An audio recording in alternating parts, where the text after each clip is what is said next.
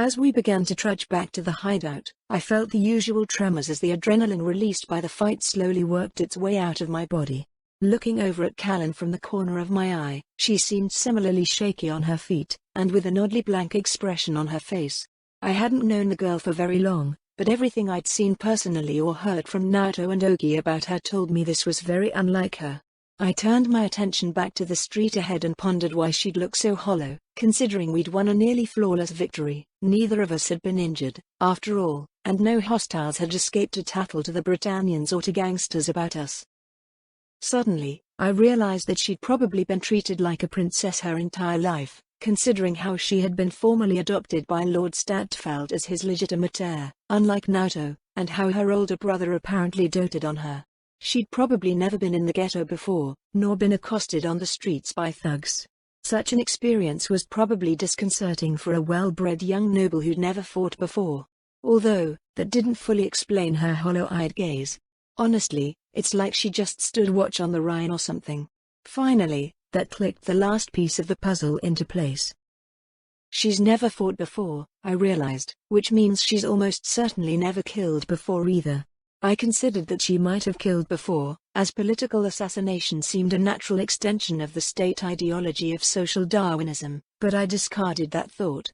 Disappearing rivals seemed like adult work instead of a task for the young heir to a noble house, if only because most of my age peers couldn't keep a purloined candy bar secret, much less a body. Which meant that she had just stood her own personal watch, and it also meant that she was in a similar position to I had been after Norden. The social rules of her society prohibited any display of emotional weakness or vulnerability resulting from combat. If I'd let anyone know how it had felt, coming so close to death and knowing that I'd sent others into the hands of being well, I'd probably have been court-martialed for cowardice, or discharged from the military and left bereft of my pension and rank. This put me in a tricky position, as I wanted to both reassure her about her actions and to press my advantage and network with her, while not making her think I saw her as a weakling or vulnerable by acknowledging the stress she was under. So, I decided to start warming her up through small talk. Gotta build a bridge to cross the river. We should probably hurry back. Ogi brought a fine pot of stew in to share today, but I don't trust that lot to save any for us. Food was a safe topic and a great icebreaker. After all, everybody gets hungry just the same, and nobody can ever be sure where their next meal's coming from. I don't know where he got it, but he usually brings the food to these meetings even though I never see him cooking. Kalen didn't appear to have heard me, as she gave no reaction and just continued walking straight ahead. Guess food isn't as interesting if you're a noble, huh? Time for the second arrow in my social quiver. Have you ever been to Shinjuku before? It's not exactly a great place to visit, at least these days, but it was quite an industrious area before the conquest. Ugh, damn it, that was terrible. My social quiver wasn't as deep as I would like, apparently. What do children talk about? More to the point, what do noble children talk about? At least this time Kalen had grunted a response, decidedly unladylike but at least an acknowledgement that she'd heard me. Well, I knew at least one topic she'd certainly be passionate about, and hopefully would be eager to brag about. That's quite a lovely knife you've got. Good steel, and it looks eminently concealable. Where did you get it? I want one just like it. I'd gotten a good look at her clasp knife when I'd handed it back to her, and it was a fine piece. Interestingly, instead of a typical hilt, it was attached to a miniature makeup bag, and apparently when folded away was visually undetectable. Perhaps she really does have some experience disappearing enemies of her house after all. That my last conversational gambit had struck home was immediately apparent, as Kalen whipped around on her heel, turning to face me. However, instead of the happy smile of a kid with a toy to show off or the joy of an enthusiast given license to spout off about their pet obsession I'd expected, her flaring nostrils and furrowed brow indicated a wildly different reaction than anticipated. What the hell is wrong with you? You're just chatting on and on about food and the damned scenery. Don't you care that we just killed Foreman? I immediately began backpedaling from the image of feminine fury before me, but Kalen pursued relentlessly, taking a step forward for each pace I reeled back. They're dead. I killed one of them myself, and I don't think I'll ever fucking feel clean again. Clearly, I'd touched a nerve. Time to recontextualize our conversation before she either pulled her knife back out again, or I tripped over something and broke my skull open on the curb. You think I don't know they're dead? I snapped back, trying to see some part of the initiative back. I've spent years in Shinjuku Ghetto. I lived through the conquest. I've seen more mass executions with my own eyes than I've had birthdays. I know what death looks like. I remembered how, 4 months after my mother and I had been moved to Shinjuku, 100 random 11s, rounded up from the tenements we lived in, had been lined up against a wall and shot after a Britannian with a broken neck was found in an alleyway. Nobody even knew if he'd been murdered. He could have just fallen over and broken his own neck by accident. He probably had been murdered, but that was immaterial. Under armed guard, I along with everyone else in the building at the time had been forced to walk past the heap of corpses piled 3 or 4 deep in bloody heaps in front of the wall. That had been the first time I'd seen Britannian justice in action. Trust me, spend enough time down here in the dirt, and you'll see plenty of death too. I took a deep breath, and continued more calmly. Besides, they deserved what they got. What did you think they were gonna do to you? That question seemed to take some of the wind out of her sails, as Kalen stopped walking towards me. I know they weren't gonna do anything good, she snapped, her voice still waspish. I'm not an idiot. But... Her voice tapered off into silence, and she wrapped her arms protectively around her waist. I shrugged. I understood that she was still feeling shaken after her blooding, but I wasn't sure what else we could have done. Once things escalated to violence, you'd already pulled a knife on them before I arrived. I pointed out reasonably. What did you think you were going to do with it? A threat only works if you're willing to back it up, after all. Damn it, I know. I hadn't thought that far ahead. Kalen was still emotional, but it felt like her anger was flagging, like she was running out of steam. I just wanted them to go away and leave me alone. Her arms tightened around her waist, and she suddenly sat down on the curb, like her legs couldn't support her. She's not wounded, is she? Panic flared through me at the prospect. Nato would gut me like a fish if his sister had a scratch on her, and collapsing like that made me suspect significant blood loss. But I couldn't see any blood, and when we'd been moving the bodies earlier, she hadn't looked in pain. Worried, I sat down next to her. If I remained on my feet, I'd loom over her like an authority figure, even with my sadly diminutive height. I just wanted them to leave me alone. Kalen sighed and rested her forehead against her knees. I know they were bad people, but I just can't stop seeing his face. The last bit came out in a distinctly wet, keening tone. I just kept stabbing him over and over and there was so much blood all over my hands. I gingerly patted her back, trying to figure out how to deal with all this. Emoting. She was about the same age Visha had been when I'd met her, and older than I'd been when I'd first killed, but Visha had already completed basic training by that point and I was a special case. I'd never had to deal with this guilt in other people before, and the most similar experience I could remember was when Grants had lost perspective during the battle for RNA. I didn't know how to fix this.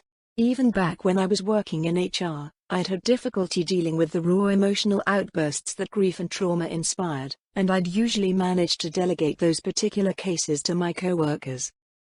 I don't think you've done anything wrong, I offered, my voice more tentative than I'd intended. I mean, they were going to hurt you. They just were unlucky when they chose you as their victim. I continued absent-mindedly patting her back as I rambled on. I don't think you're a bad person for defending yourself. Suddenly, inspiration crossed my mind. If she was Naoto's sister, perhaps his decision to fight for his people was matched by her own actions? Besides, what if you hadn't helped me stop them? What if they found some other poor girl on her own, who didn't have a gun or a knife to defend herself with? I stopped patting her back, as it didn't seem to be doing much, and instead focused on putting all my energy into my reassurance. You know they've probably done that in the past, and they probably would have done it again. But they won't, Kalen. We stopped them, and made it so they'd never hurt anyone else again. So don't feel bad about it, okay? It was a shock. The first time is always hard, but you're doing the same thing your brother is. You're taking the fight to the vultures feasting on our people in their darkest hour. I looked away from Kalen, and let my eyes drift up into the sky. I wondered how many people in Shinjuku, or in all of Area 11, just needed this kind of justification to inflict the same level of violence as Kalen had displayed. Hopefully quite a few. We're going to need to start recruiting if we want to make real progress. I'll tell you a secret, I began to speak again, heart in my mouth. I could feel this was my chance to get in with Kalen, but to forge a truly strong relationship I would need to expose a degree of vulnerability to level the playing field, since I'd seen her lose control. If I didn't equal out the power balance, it would taint our future relationship, which would both inhibit my long-term goal of security and might isolate the one person of a similar age I could be anything close to open with. After all, if Kalen betrayed me to an outsider, she'd be compromising the security of her brother's cell. And if I gave her a bit of power over me, then perhaps she'd be willing to reciprocate in the future. I don't like fighting. I hate the waste of lives, of material, of energy, and of potential. I closed my eyes and wondered what this street had looked like before the conquest. Prosperous and busy, no doubt. I hate it all. If I had my way, I'd never pick up a gun again in my life. There, it was out. A sincere expression of vulnerability. Hopefully she wouldn't tell Naoto about it. Such sentiments were probably grounds for immediate dismissal from both the cell and life. But, I continued, looking back at Kalen again, it's worth it for the prospect of victory. Fighting like this, for me, is a sacrifice, one I'm willing to make for my goals. I tried to catch her eye, but she was still burying her face against her knees. That feeling you've got, that guilt. It's a sacrifice too, I think. It's the price you paid to make life for the people in the ghetto just a bit better, and maybe to save the lives of some future victims. Kalen didn't respond, but at least she didn't look like she was crying any longer. It sounded like her breathing had stabilized and deepened too, so hopefully she'd taken the time as I rambled on to calm down a bit. You want to join your brother's cell, right? The way Ogi tells it, that's all you ever talk about. That got a weak chuckle out of Kalen. Yeah, but he always says crap like I'm too young to fight and such. She looked up from her knees and gave me a searching look, like she was looking for something I was concealing. How'd you get him to let you in? No way, you're older than me. I shrugged, unsure exactly what I'd said that had won him over anyway. The Britannians killed my mother, and I never knew my father. Ogi was good enough to give me a place to sleep. I wondered if I should mention the sack of grenades before deciding that talking about our arms cache in public was a bad idea. One thing just led to another after that point, I suppose. She seemed interested and engaged, so I decided to throw a conversational ball back to see if I could keep her moving in the right direction. Why do you want to join up so badly? Why do you want to fight, Kalen? Kalen froze, and for a moment I wondered if I'd screwed up again, but she shook herself and started speaking only a moment later. Well, why do any Japanese want to fight, huh? Nobody likes being forced to eat dirt. And I remember what life was like before the Britannians showed up. She sighed again and looked back down at her knees. It was nice, we were like a family. Dad was always around, and that made Mom happy. And this was before she lost her spine and sold out. The hint of anger when she mentioned her father, and borderline snarl when mentioning her mother indicated Kalen's past wasn't as happy as she described it, but I kept quiet and let her talk. Naoto would help me with my homework, and we'd go on family trips to Mount Fuji and stuff. She paused for a moment, and then turned back to face me again. I want that happiness back, and I want that happiness for everyone else too. I want to see a free and peaceful Japan where we can live our lives without being afraid, without having to hide who we are or face their hate. And then a steel familiar from interacting with Naoto entered her eyes, and her expression firmed. And I want revenge on all the bastards who take advantage of suffering people to get rich or whatever. We didn't do anything to deserve any of this, and those bastards just do whatever they want and say it's just and right. Bastards. That last bit seemed even more passionate than her opinions about her parents, so I remained quiet and gestured for her to continue talking. I don't think she needed that invitation, as she continued to vomit accumulated thoughts and feelings that I sensed had been building for some time. My father enrolled me in a private school, Ashford Academy. It's full of some of the snootiest noble brats you'll ever see, Tanya. They're all so spoiled and self-absorbed, they don't care what their wealth's based on. They don't care whose bones their houses are built on top of. They just care about who's seeing who, or which team's gonna win some stupid game. Whenever they remember us Japanese exist, they say the worst things, and tell awful, nasty jokes. I hate them all. And worst of all, I've got to pretend I'm just like them. Just as stupid and self-involved as they are. Well, it seemed like my suspicions about Lord Stadfeld were absolutely correct. He was clearly setting Kalen up to be his conduit into the ranks of the local nobility. The sons and daughters of local power players were her classmates, and through them she'd have access to all kinds of information and gossip, and would be able to distribute her own carefully selected bits of misdirection and propaganda once established as part of the scene. Truly, this shadowy noble was a masterful strategist, content to play the long game. Unfortunately, like all great plans, the actual implementation required the participation of people who either didn't know or didn't see the full extent of the operation.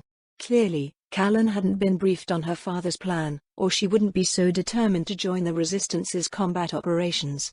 Her potential value of a spy greatly outweighed the value of the Kozuki cell, but she couldn't see it.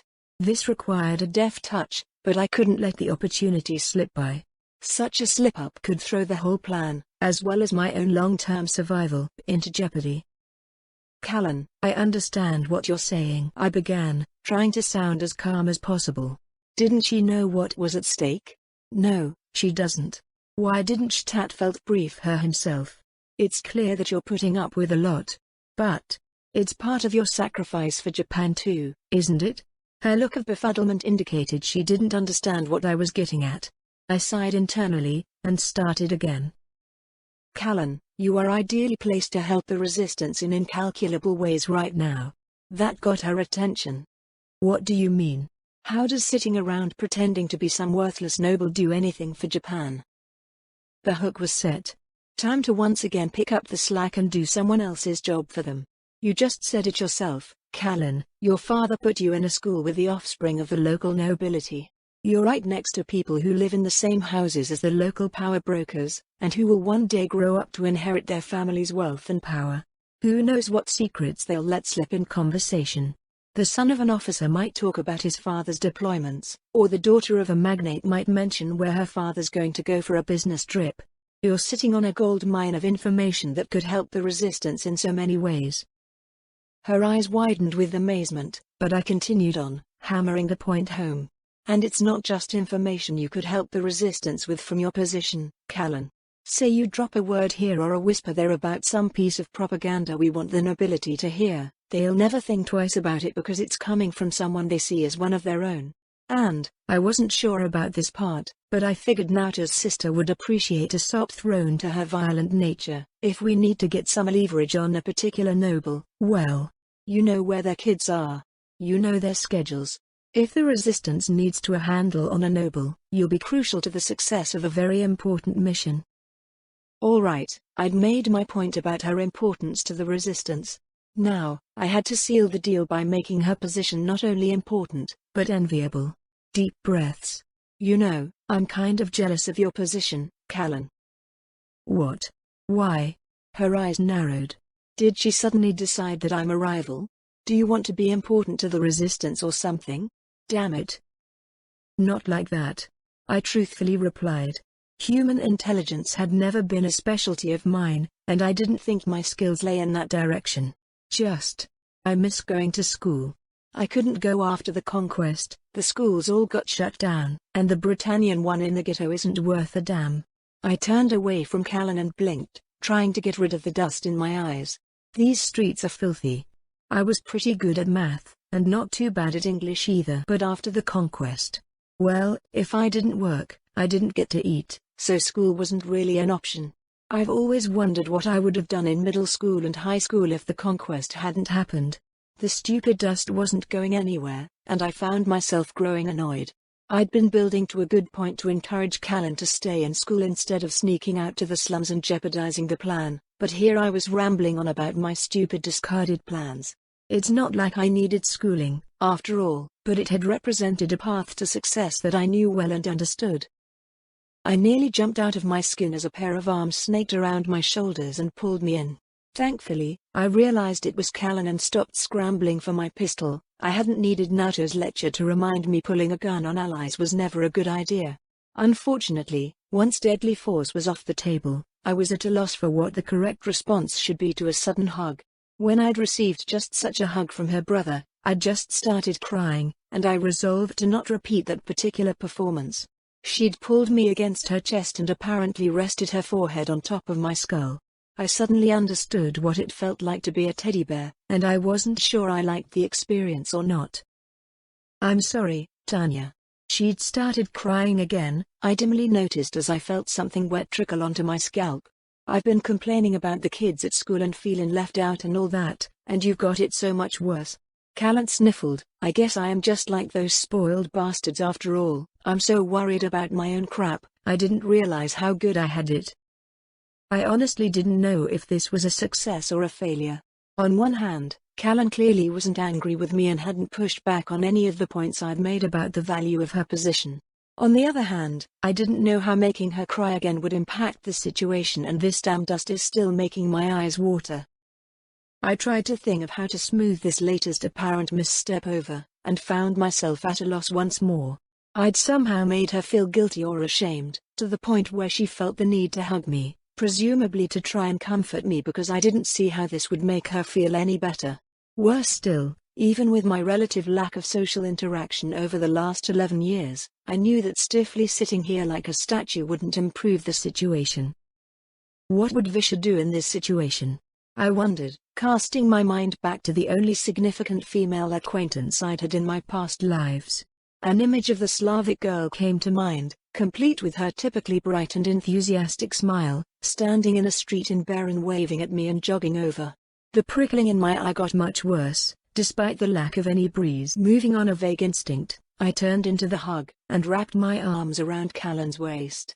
She didn't feel like Visha, she didn't have the hard muscle that years of harsh training and combat had put on my second, and she didn't have the smell of coffee and gunpowder that I remembered from all the times Visha had pressed a hot beverage into my hand after a patrol, but she was there, and that was good enough. Coffee. That's it. It had always been an absolute relief when Visha had handed me a cup of her specially prepared brew. But, no, I couldn't do that. I didn't have access to the beans, much less Visha's preternatural skill when it came to brewing it just right. What else did she do? Yes. I'll cook something for you. My voice was disgustingly wet again, damn it, but the inner Visha in my head cheered and waved something that looked suspiciously like K-Brot at me. I chuckled at the memory of her chowing down on that awful stuff, ending in a hiccuping hitching breath. I'd eat a plate of K-Brot if I could see the 203rd again. Then I remembered that I didn't have any money for groceries or ingredients, and that my cooking ability more or less began and ended with brick noodles and fried eggs, and tried to recant my offer. "Oh, on second thought, I'll make Ogi cook you something." Wait, that wasn't good either. Ogi was my superior officer, I couldn't make him do anything. I mean, I'll ask Ogi to cook something for you. Could Ogi cook any better than I could? I don't think he actually made the food he brought around for dinner during meetings. For some reason, this made Kalen laugh. I hadn't been trying to make a joke, but I didn't think she was laughing at me. That seemed out of character for her. She seemed more likely to stab me face to face than trying to slip a knife between my ribs from behind. "Don't worry about all that." She let go of me and I hastily followed suit, scrambling to my feet as she stood up, wiping at her face. "I know where Ogi's secret snack stash is," Naoto told me. "We don't need to bother to ask him for anything." Normally, I considered theft to be a decidedly antisocial action, usually reserved for the shiftless or the communist, but I had probably missed my chance at that stew. And it had been an awfully long time since I'd had any candy. And Kalen was smiling, with only a trace of the haunted expression she'd had before we'd sat down, and I felt like I couldn't deny her anything. She had every bit of her brother's charisma, effortless, cheerful and deadly effective. I found myself smiling back at her, already salivating at the prospect of sweets. "Well, what are we waiting for?" I demanded, and began heading back to the hideout at a much faster pace than before. "Come on, it's this way." She easily caught up to me with her longer legs, and together we left that intolerably dusty street behind. Unfortunately, all candy acquisitions were put on the back burner by the reception we received back at the hideout. I'd temporarily forgotten all about my confrontation with Tamaki as I'd talked with Kalen, and only remembered when we turned a corner onto the block where the apartment building stood. Still, I wasn't actually a child, so I didn't have the freedom to simply run away again, and so I'd led Kalen through the trash-strewn lobby and down the stairs to the sub-basement entrance. As soon as we entered, the chugging sounds of the generator were overwhelmed by seemingly everyone in the hideout yelling or shouting. Naoto was shouting something at Kalen, and judging by his expression he wasn't pleased to see her here. Ogi was yelling at me, demanding to know where I'd run off to. Ino was shouting at Tamaki, who had a look of harried desperation on his face and was walking towards me. The only island of calm was Nagata, who presumably only wasn't yelling because the soft-spoken man didn't want to contend with everyone else, and was willing to wait his turn to make a scene. Yes, fine, okay, but she saved my life, Naoto. That exclamation from Kalen cut through the din, and successfully reoriented everyone's attention away from me and towards her. She blushed slightly as every eye in the basement turned towards her, but gamely continued speaking. There were 4 of them, all armed. No way I could have beaten them or gotten away before they grabbed me, but then Tanya showed up and blew 3 of them away. And then those eyes turned my way instead. Thanks Kalen, I thought as I tried to ignore the rising heat high on my cheekbones and being damn these damned pubescent hormones. What about the 4th one?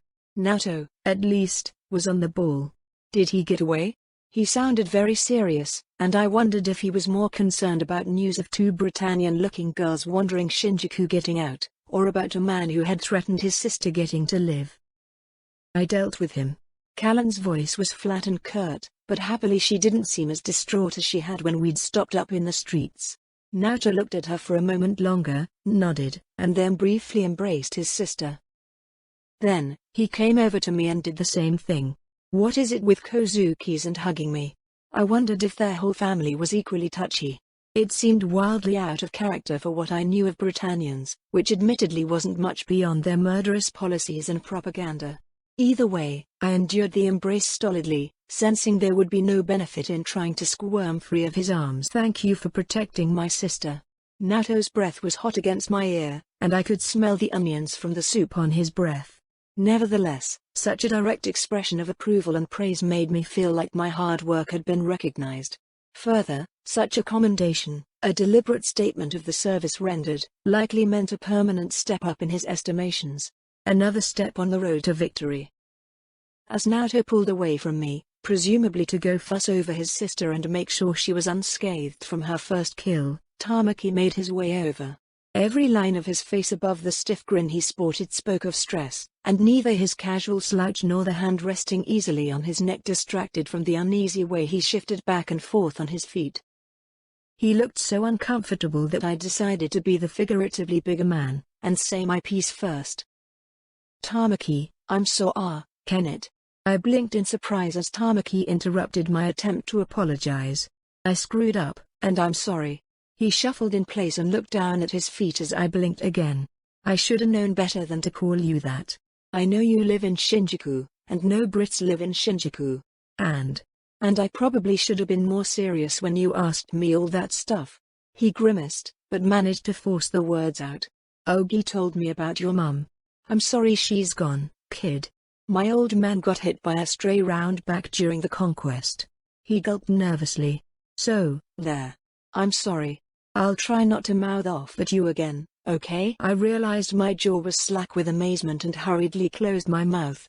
I'd never expected Tamaki to apologize to me for anything, since I was lower on the seniority totem pole than him, but the really surprising part was how sincere and accurate his apology had been. He'd managed to correctly identify what had angered me, had apologized for it, and had managed to express his sincerity through personal anecdotes. Overall, an ideal apology. Tamaki, I'm sorry. I overreacted, and made things personal. I was annoyed by how wide his eyes had suddenly gotten. Was the idea of me recognizing and admitting my failures so inconceivable? I wasn't anything too special, not in this world of mechanical monsters driven by monstrous men. There's nothing wrong with wanting to make your mark on the world. Just remember that everybody else has a right to live in this world before you mark it, all right? He smiled and laughed, and swaggered back off towards the firing range, the stress melting off, leaving only the same obnoxious braggadocio as usual behind. Despite his insolent attitude, I couldn't help but bask in the glow of camaraderie. There were no 203rd common or living machine that could single-handedly turn a war around. But I'd built the 203rd from the ground up, which meant that I knew how to organize and train an independent, highly mobile, and aggressive military command. Just a pity I don't have any artillery. 4 days later, I was back in the basement with the rest of the Kozuki cell, minus Kalen. Despite her continued protestations, Naoto wouldn't be budged and told her to keep attending classes at Ashford Academy. I hoped she remembered the points I had made about the many opportunities presented by her enrollment, but that was out of my hands for now.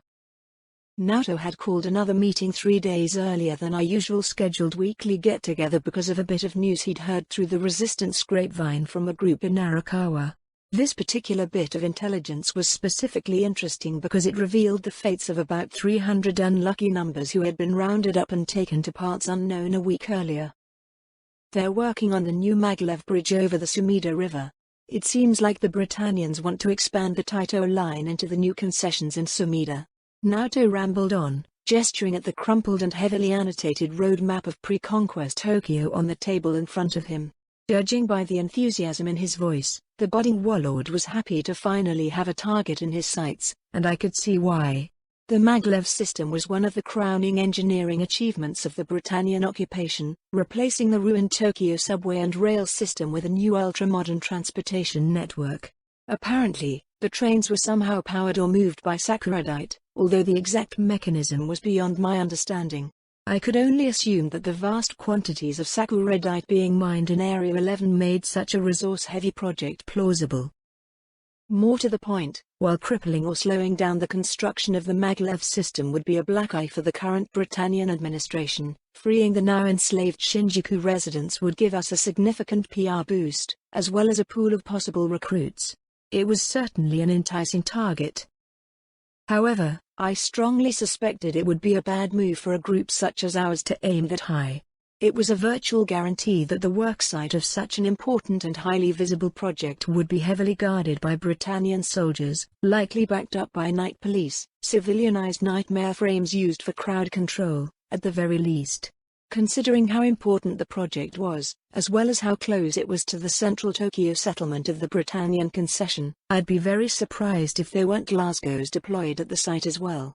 There was also the consideration that, if any Britannian soldiers did die during our strike on the work site, 100 times that number of numbers would pay the price, which would both be counter to our organization's long-term objective, and likely to turn the local population against the resistance, or at least make them less likely to pass on information. I need to talk Naoto out of this, somehow. I thought, otherwise this battle maniac is going to shoot us all in the foot.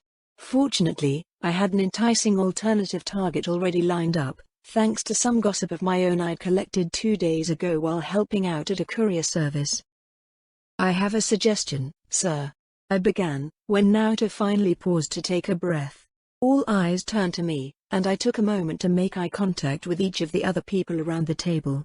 I was pleasantly surprised to see that everyone was paying attention to me and nobody looked indignant that the new recruit was speaking up during a planning meeting, so I took the cue to carry on.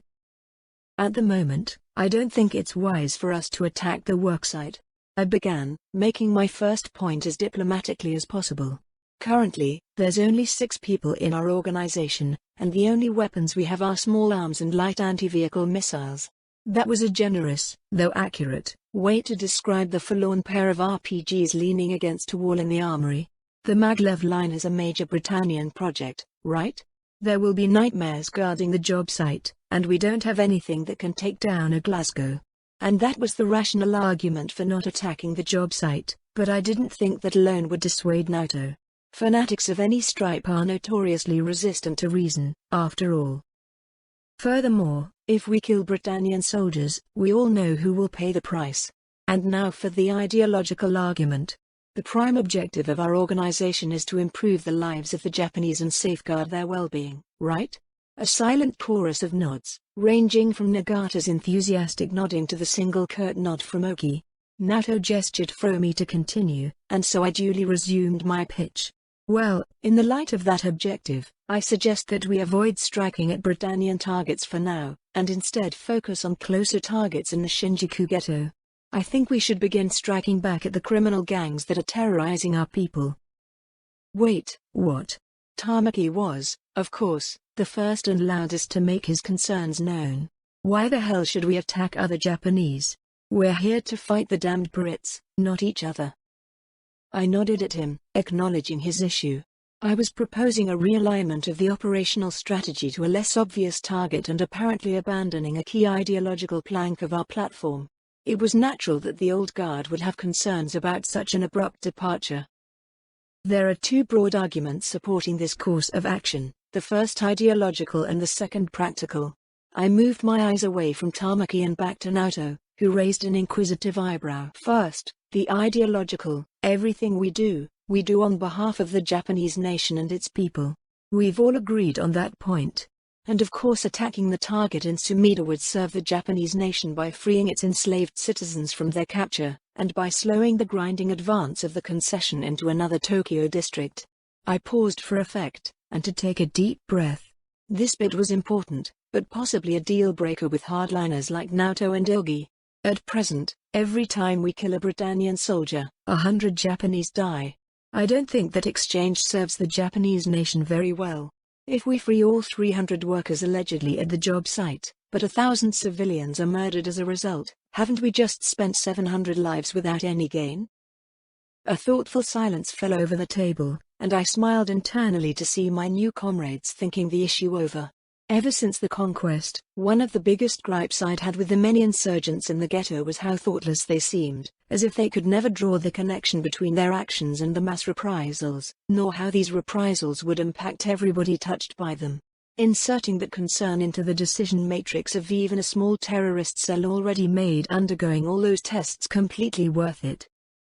Instead, I think we should try to serve the interests of the Japanese nation in a more oblique way, at least for now. I continued my pitch, moderating my tone to be more calm and reconciling, instead of confrontational or assertive.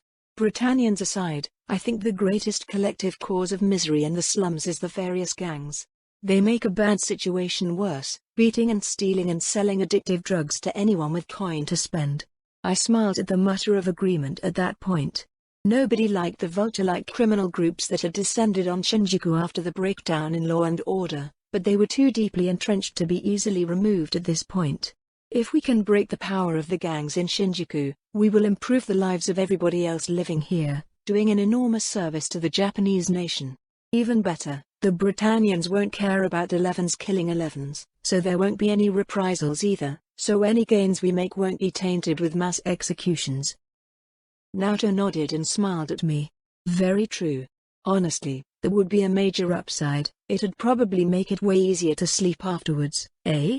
As quick as it came, the cheerful enthusiasm disappeared, replaced by a more serious expression.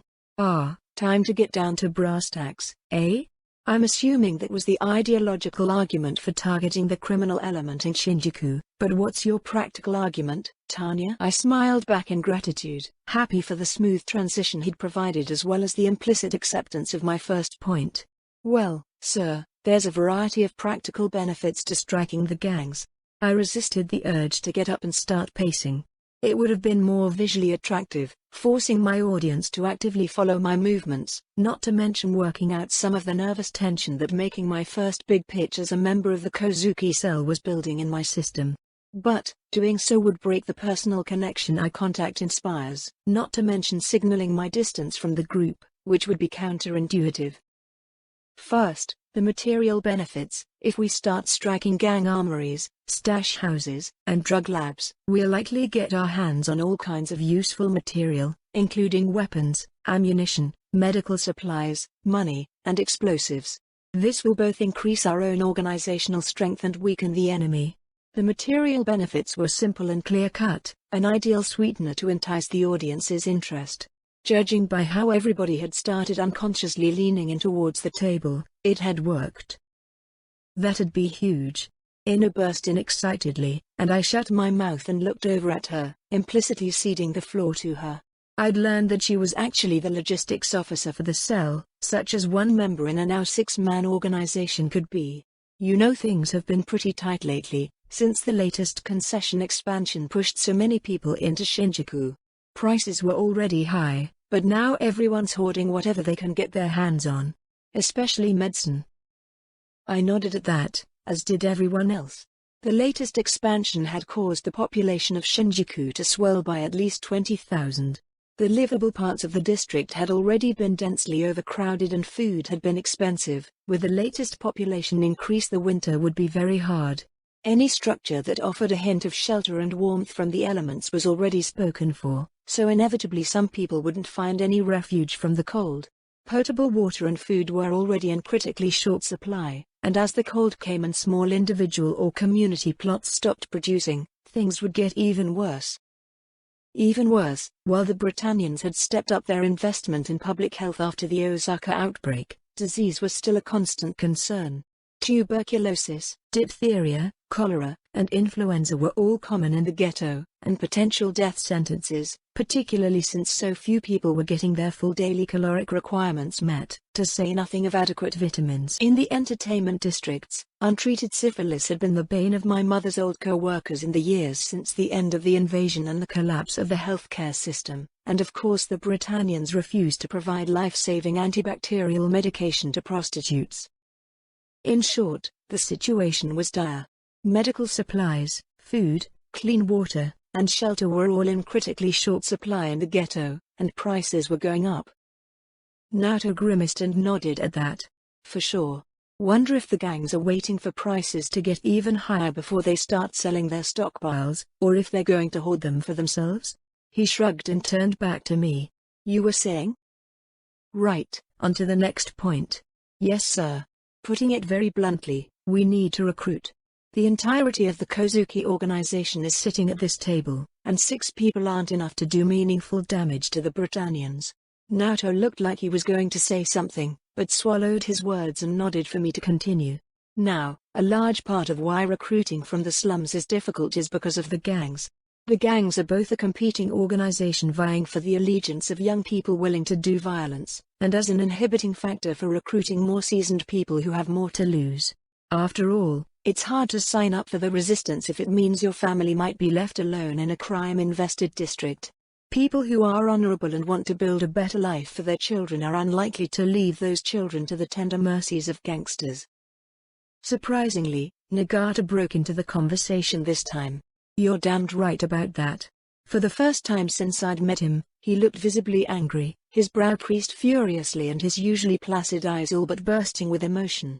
Every time I leave my wife and daughter for one of these meetings or an operation, I wonder if I'll come home to find out they've been kidnapped, or attacked, or killed. And he closed his eyes and took a breath before continuing. And the idea that I'll die one day, and they'll be left in Shinjuku without help or protection. It bothers me. After a moment of silence, I continued. Finally, some of the gangs are in the pocket of Britannians. Probably not the administration itself, but certainly some nobles hire slum gangs as leg breakers, or go into business with them. This is bad enough already, as it means the Britannians are able to pit us against ourselves with their filthy money, but the implications are even worse. If the gangs are willing to sell violence on demand to the Britannians, what about intelligence? Ogi and Naoto both cursed under their breath, and I knew they immediately understood what I was getting at. Yes, the gangs are likely Britannia's best resource when it comes to identifying and locating insurgent cells in the ghetto. They have purchasable local knowledge and a complete lack of scruples. As long as the gangs remain in operation, we will never be safe and secure. Ogi gave a short, jerky nod to this. Much as I hate to admit that our fellow Japanese could do such a thing, I believe your assessment is correct, Tanya. He grimaced, as if he'd bitten into something sour, but I thought I caught a hint of enthusiasm around his eyes. We're going to have to do something about them before they do something about us, particularly whichever gang it was those men who were going after Kalen belonged to. They've already got a grievance against us, even if they don't know about it yet.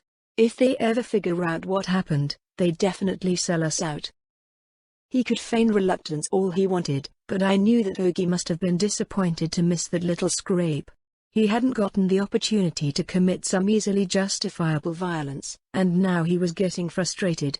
I can't say I particularly liked working with such an unsavory individual, but he was both an intelligent man and the second in command.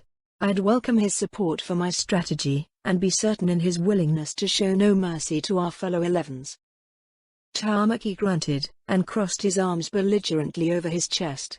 I get what you're saying, Tanya, and it sounds pretty good, but I dunno about giving the damned Brits a chance to breathe while we fight criminals, you know? While his zeal for the fight was commendable, the problem with stubborn battle maniacs was always getting them to drop whichever bone they were gnawing when the situation changed. I tried to figure out how to cater to his specific emotional needs, but Naoto got the drop on me.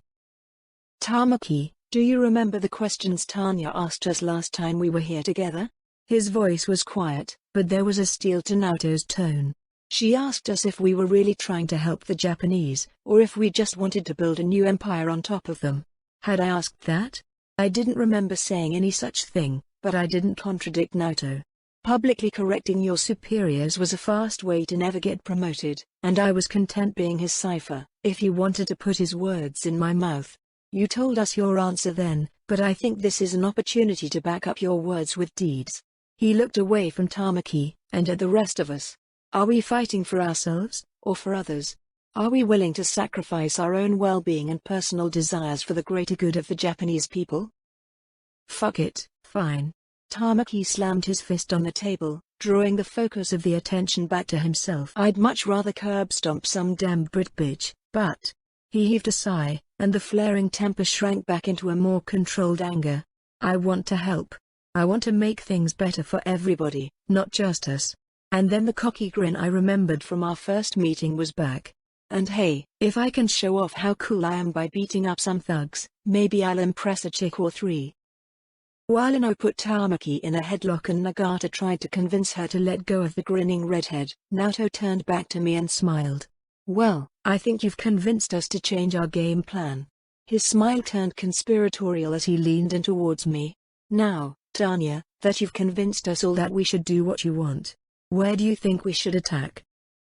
2 days earlier, as I'd been working for a courier service in exchange for a bowl of nameless soup for dinner, I'd heard an interesting bit of gossip from a few men malingering around the entrance to a delivery location.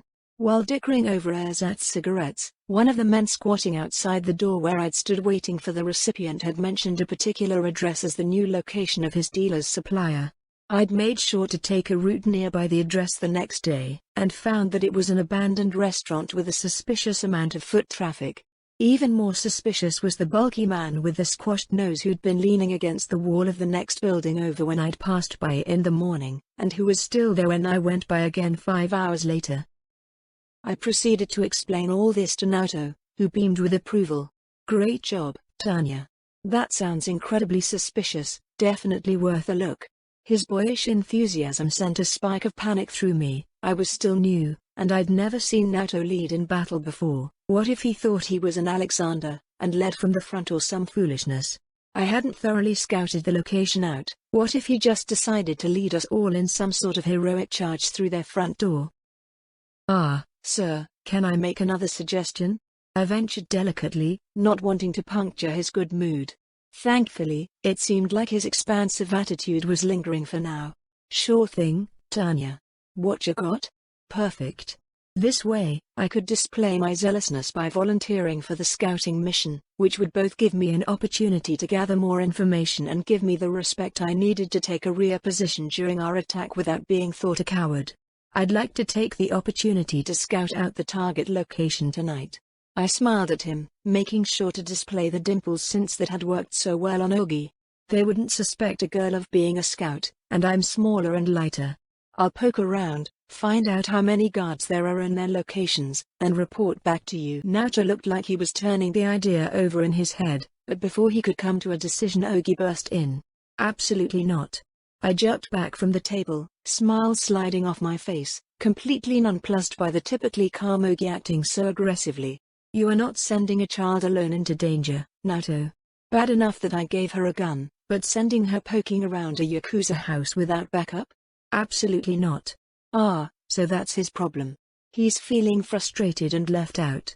No doubt the prospect of drawing blood for the first time in days was driving Ogi through the roof with frustration.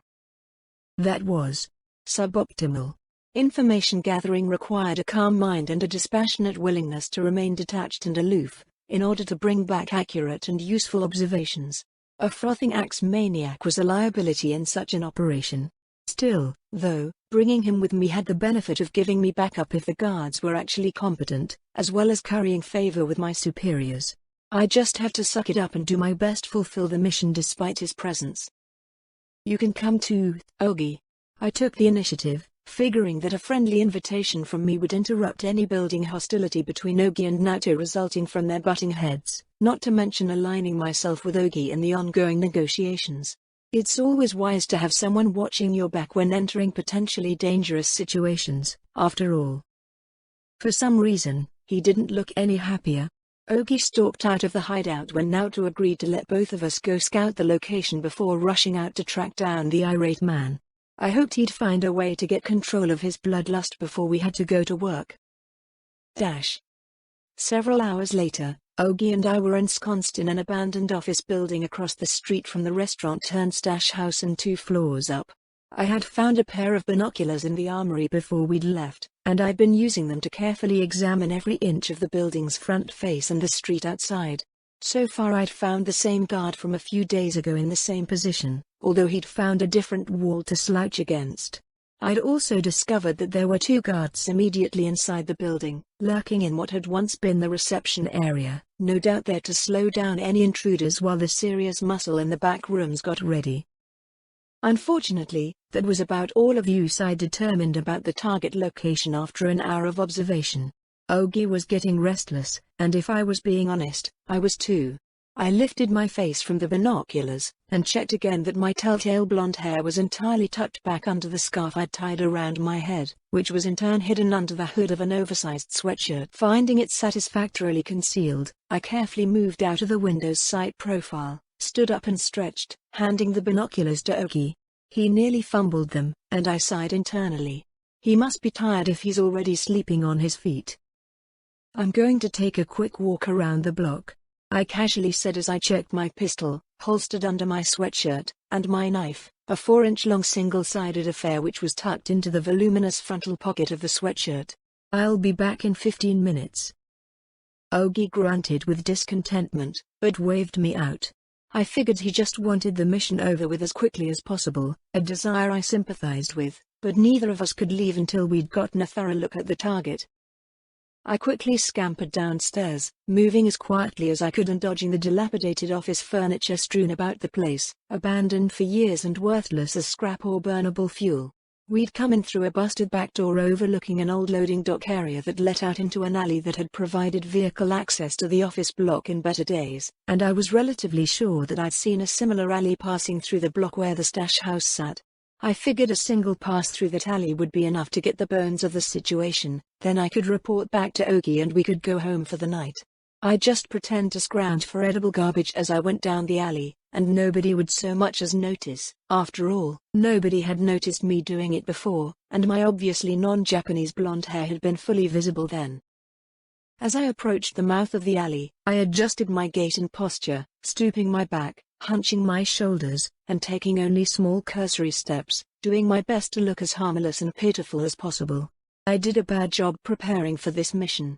I berated myself internally as I scuttled into the shadows. I should have brought a sack of some sort to carry anything I find. Oh, and radios would have been wonderful too. To my annoyance, when I'd searched the armory before leaving the basement, I'd found the binoculars but I hadn't found any handheld radios, which meant I had no way of communicating with Ogi. Hopefully, we could buy some better gear with whatever money we would steal when we hit this target, or we'd find some to appropriate ourselves.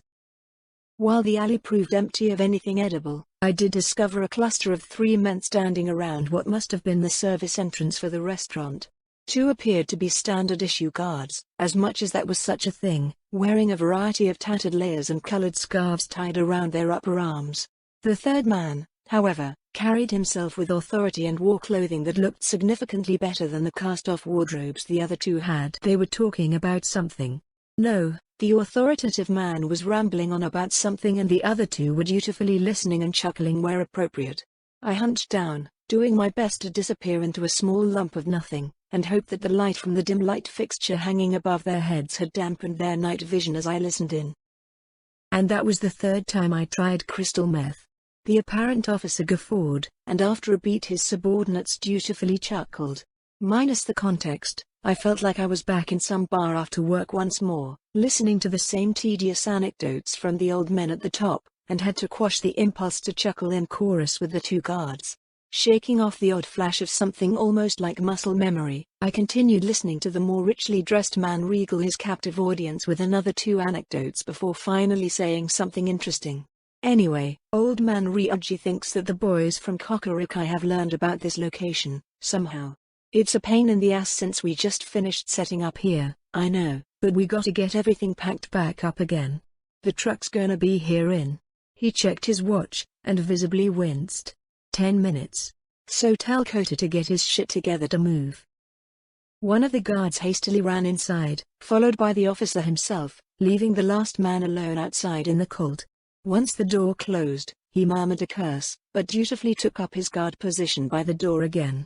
For my part, I did my best to make myself invisible, lying down in a slight dip in the ground by the side of the pavement that might have been a gutter and trying to press myself into the pavement. I knew the 15 minutes I'd told Oki I'd be out for were likely already gone, but I didn't think I could make it back to the office building to let him know what I'd found out and back in the 10 minutes the officer had allotted. If I started running around, the chances one of these idiots would notice me would also increase, which would lead to either them trying to kill me, or an even faster evacuation of everything worth taking. Either way, that would be a failed mission, and I wasn't willing to let my first mission in my new job fail so unceremoniously. The taint of screwing up like that, of being so unsure of my partner and of my own judgment that I blew the mission checking up on him, would be absolute poison to my chances at a managerial role in the new Stadtfeld regime. 5 minutes later, and a dingy panel truck pulled up. The battered vehicle proclaimed it as a delivery vehicle for the Happy Clam fishmonger, but the men who stepped out looked entirely too well dressed to be fishmongers. Both of the newcomers walked over to the guard, and then all three entered the restaurant, leaving the truck unattended. Apparently, they had decided that either nobody was here in this particular corner of Shinjuku at 2 in the morning, or that nobody here would be willing to steal the truck from a clear criminal operation. They were partially correct in their assessment. 30 seconds later, I was climbing through the unlocked driver's side door. The men had taken the keys when they'd left, but had left the truck unlocked and the lights on, presumably to aid in the rapid evacuation of the contents of the building. I was fine with that. I had no interest in stealing an empty truck, after all. Thanks to their sloppy discipline, I didn't have to try hanging onto the roof of the vehicle or anything fancy like that. Instead, I folded myself down into the narrow gap behind the passenger side seat in the rear of the cab. I doubt many other people could manage the fit, and even I had to take off my bulky sweatshirt and pistol and stash them behind the driver's side. Only my 4 foot 3 inch, 48-pound frame let me slide myself into the narrow gap, my knife tightly clasped in my left hand. Now, there was nothing to do but wait and see. About 2 minutes after I'd finished concealing myself behind the seat, I heard the sounds of movement outside, followed by 20 minutes of what sounded like very hard work. Idly, I wondered what sort of benefits gang membership had in this fallen Japan. Was it just 3 squares and a bed, or did they get a cut of the proceeds? Before 2 men climbed back into the truck. 2 tries at ignition later, we were on our way to some other no doubt desolate corner of the ghetto. I waited until 5 minutes of movement had passed before I made my move, to give time for the truck to move out of sight of whichever gangsters had stayed behind.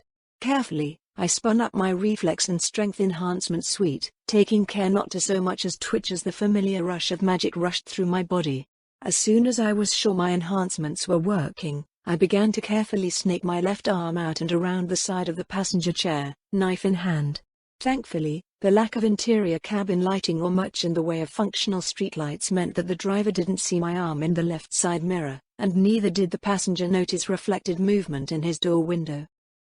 As soon as my forearm was free of the crack and my hand was angled upwards, I flexed my magically enhanced strength and thrust. I'd carefully judged the angle, and the knife entered through the side of his neck towards the back, stabbing in and through his trachea. I continued the arc of the blade by slashing out into the left, slicing through the left side of his neck and severing the left jugular vein and carotid artery as it did so. Not wasting a moment, as soon as the knife was clear of his neck, I whipped my now bloodied left arm back through the crack into the space behind the chair, quickly passing the knife off to my other hand. The punctured windpipe prevented the passenger from communicating anything to his compatriot, but the desperate, panicked thrashing coupled with the arterial spurt clued the driver in that something was amiss. Junji? Junji, man, what's wrong? Junji? Fortunately, the driver parked the truck before reaching over to grab his friend in the time-honored practices of shaking the injured on the off chance that it improves their condition. Before he'd even managed to grasp his friend's shoulder, though, I lunged out from behind the seat, pouring every iota of magical strength into a single thrust. The blade, guided by training and enhanced reflexes, slammed home just below his left armpit, buried to the hilt in his side. To my embarrassment, instead of going between the ribs as I had intended, the blade had actually slammed through his rib, my strength somehow sufficient to fracture the bone.